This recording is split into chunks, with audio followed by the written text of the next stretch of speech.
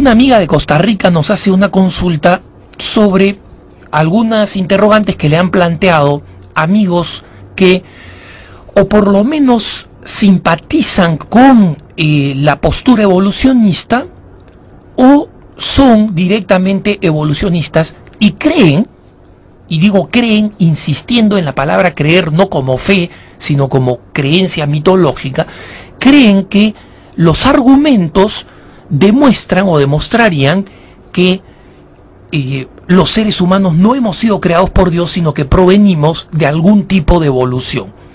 Esta creencia es absolutamente falsa y requiere más fe que la fe religiosa que nos dice que nosotros sí hemos sido creados por Dios. Esta amiga de Costa Rica menciona un libro interesante, un libro que se llama Your Inner Fish, o sea, tu pez interior. Un libro de Neil Shubin que supuestamente señala que se ha hallado en los peces el hueso coxis, ¿no?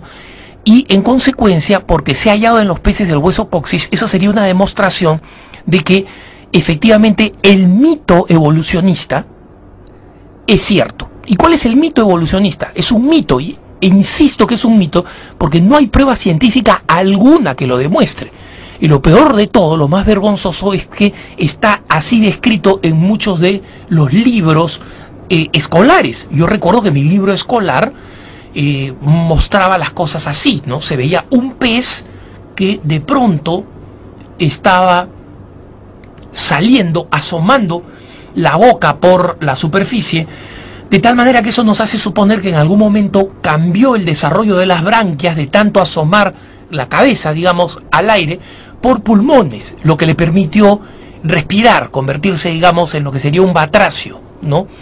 Luego se arrastró hacia la parte externa y en la parte externa o sobre la tierra tuvo que apoyarse sobre sus aletas de tal manera que estas aletas se fueron desarrollando en podos, ¿no? En extensiones mayores que luego terminarían convirtiéndose en extremidades, en patitas, ¿no?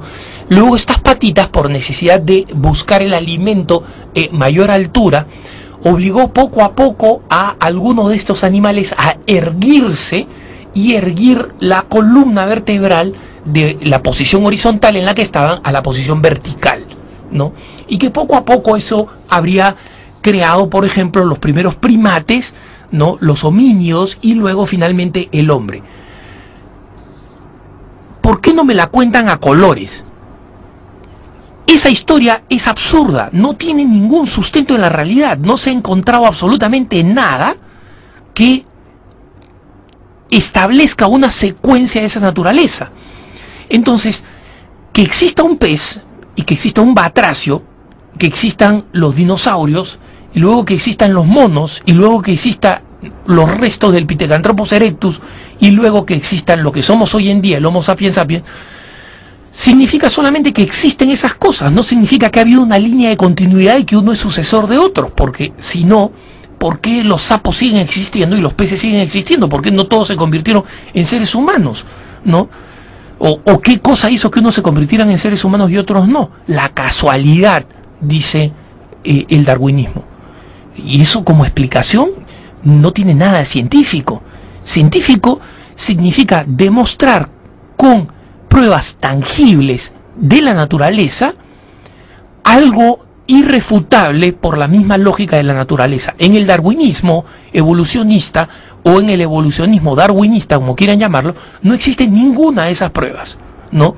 Entonces, cuando viene el señor Neil Shubin y me dice your inner fish, ¿no? Tu pez interior, que tú en realidad eres un pez súper desarrollado, porque se ha encontrado el coxis en los peces, ¿no? Yo vivo buena parte del tiempo en Lima, donde se come una cantidad enorme de pez fresco de todo tipo, y la verdad es que yo lo que he visto son colas, no he visto ningún coxis. Que el señor Neil Shubin, a lo que yo le llamo cola, él le llame coxis, eso es discutible, ¿no? Pero supongamos que es un coxis. Muy bien, ¿qué tiene que sea un coxis? Yo perfectamente puedo decir, bueno, pues, en mi caso, yo he visto que los ornitorrincos tienen pestañas. Y en consecuencia, muy probablemente nosotros descendamos de los ornitorrincos, porque los ornitorrincos tienen pestañas. Y obviamente esa es una afirmación completamente absurda.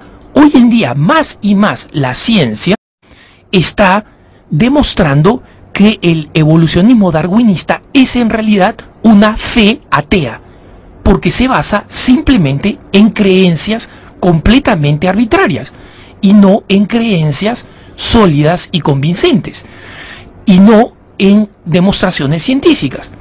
Pongo un ejemplo. Existen muchos científicos ahora en Estados Unidos que se han especializado en disciplinas que no existían en la época de Darwin. Por ejemplo, la microbiología o, por ejemplo, la bioquímica. No existían en la época de Darwin.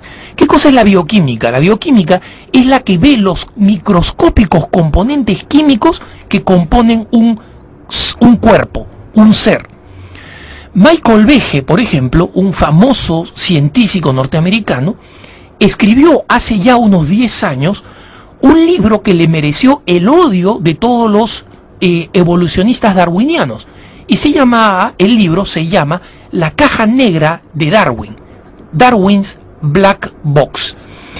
En ella, Behe argumentaba con pruebas absolutamente científicas desde la bioquímica y desde la microbiología, cosas como estas. Existen seres microbiológicos, ¿no? O sea, seres que solamente se pueden ver microscópicamente, que no tienen ningún componente que les sobre.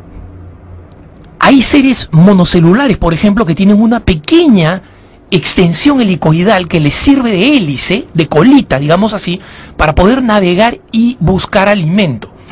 Si se cambiara algo el componente de estos seres microcelulares que son tan simples, que son muy frágiles desde el punto de vista químico, si se cambiara algo químicamente en estos seres no evolucionarían, no mejorarían, no hay manera de mejorarlos. Cualquier cambio químico simplemente los haría no funcionar, morirse, desaparecer, extinguirse. En consecuencia, si es que nosotros provenimos de seres monocelulares, ¿cómo hemos evolucionado?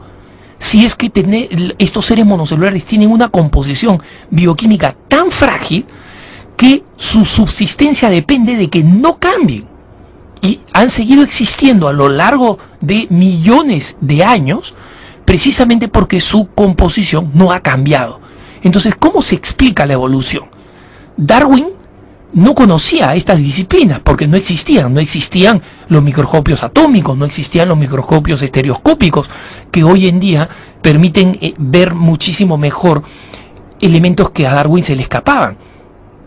Y en consecuencia, la gran pregunta queda: ¿cómo se ha podido producir la evolución si es que los seres microscópicos son completamente impermeables al cambio?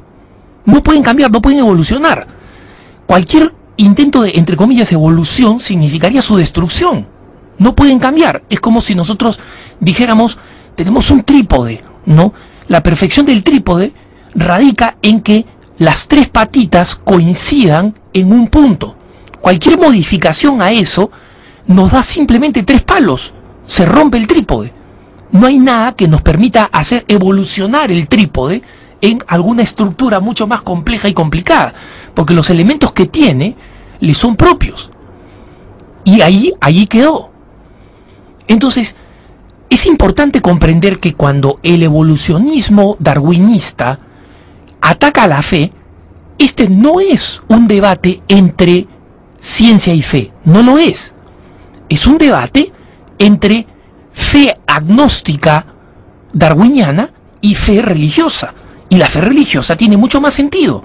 Cree en un Dios inteligente que dijo, hágase esto, hágase el otro, y que básicamente determinó la creación. Es más, un cierto nivel de evolución es lógico. Los seres se adaptan a su medio ambiente. Hay lugares donde las mariposas han cambiado de color para poder adaptarse al entorno y poder sobrevivir. Esos cambios se producen.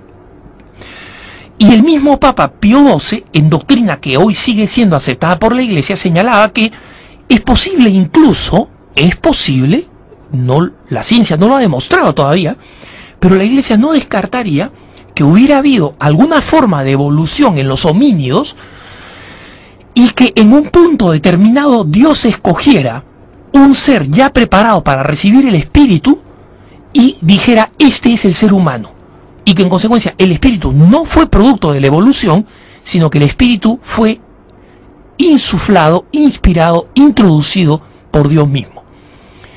Desde esta perspectiva es posible aceptar incluso algún grado de evolución, pero no la evolución absolutista que nos hace a nosotros pues descendientes de los monos o de los peces o de los ornitorrincos. No hay pruebas científicas para ello y basta el sentido común para revertirlo. Si uno se acerca a un campesino y le dice, oye, ¿tú sabes que hemos encontrado que los peces tienen un hueso coxis igual o parecido al que tienen los seres humanos? El campesino diría, bueno, mi perro tiene más huesos parecidos a los seres humanos que un pez, y sin embargo yo no estoy relacionado con el perro, ¿no? Es una cuestión ya no de conocimiento, sino de simple sentido común. Que tengas un buen día.